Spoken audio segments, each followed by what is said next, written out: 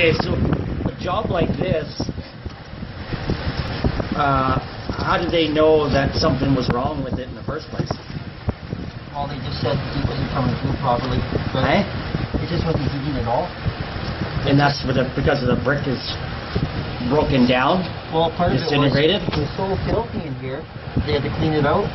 Everything was just built right. But then they noticed the crumbling of the brick. It was the crumbling of the brick that was making it filthy too, because the brick was turning into sand again.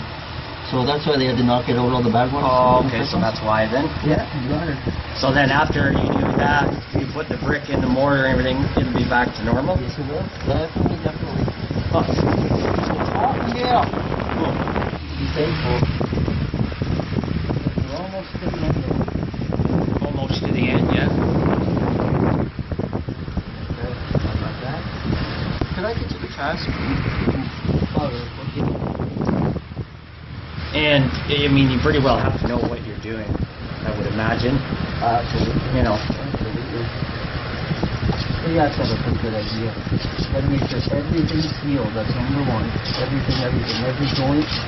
And it's okay. You can go over it with fireplace apart, strengthen it up.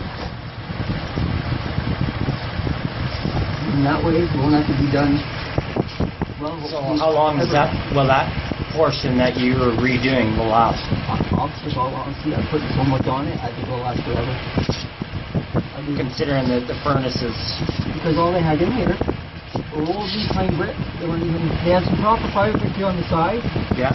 5 bits of the masons were also fat and couldn't get back here.